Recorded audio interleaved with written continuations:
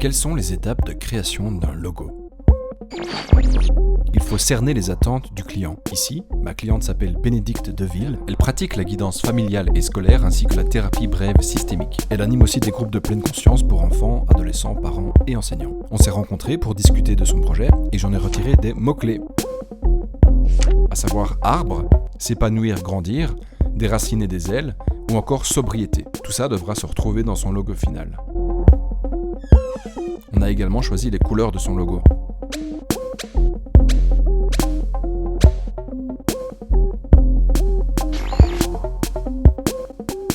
Sur quel logiciel vais-je créer ce logo ?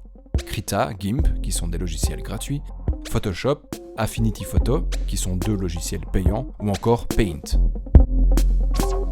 Par contre, c'est une blague, on va pas travailler sur Paint. Certains graphistes font d'abord des recherches sur papier. Personnellement, j'aime attaquer directement sur ordinateur. D'ailleurs, c'est parti.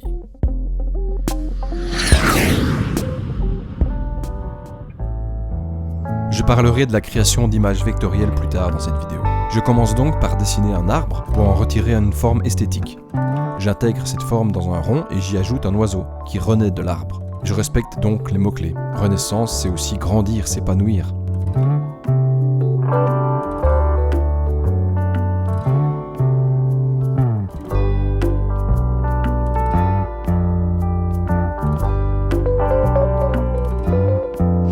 Ensuite, je pars sur une autre idée, basée sur ces initiales.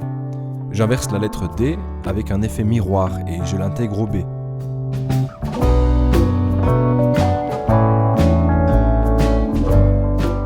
De nouveau, je fais plusieurs variantes de cette idée. Ensuite, je tente un arbre inscrit dans un cercle. Bon, ici, boum, ça ressemblait à un brocoli. Donc j'ai essayé de changer ça, de faire évoluer la forme pour arriver à ceci.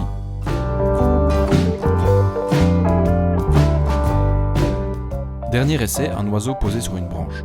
Ce logo est presque une illustration et ça correspond à son projet. Je lui envoie tout ça par mail pour savoir quel logo elle préfère. Après discussion, on arrive à la conclusion qu'il faut fusionner 2 idées, à savoir l'oiseau qui sort de l'arbre et l'arbre inscrit dans un cercle. Elle souhaite également un arbre plus réaliste, avec de vraies feuilles, pas une forme stylisée. Je m'exécute et travaille cette fois sur Procreate, sur iPad.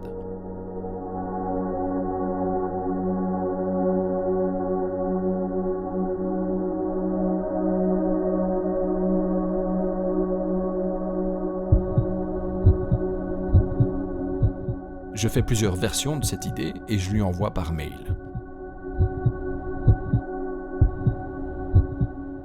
Bingo, elle valide.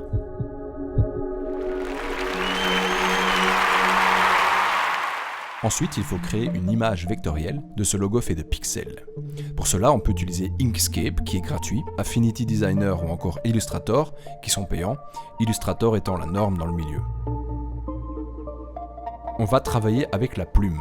La plume, c'est un outil assez complexe à prendre en main, mais une fois qu'on l'a, ça va tout seul. Ça se base sur les courbes de Bézier. C'est une toute autre approche plus mathématique.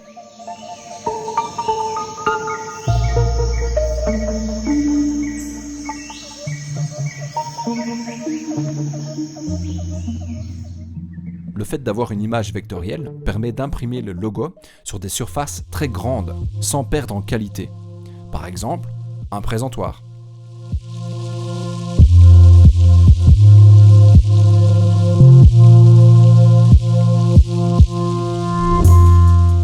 Petite conclusion personnelle, je dirais que les choix graphiques doivent soutenir et sublimer l'identité du projet ou de la marque. La première phase du brief est donc essentielle. À titre d'exemple, voici une marque qui n'existe pas et que j'ai inventée pour la vidéo. Vous voyez que l'illustration est beaucoup plus simple et la typographie est très légère. Mais vu que c'est une marque fictive d'aliments pour maigrir, ça fait du sens. Autre exemple, ici les lettres sont épaisses, c'est aussi une marque fictive, disons une marque de bonbons ou de biscuits. La simplicité du logo peut être aussi une qualité qui correspond à l'identité de la marque.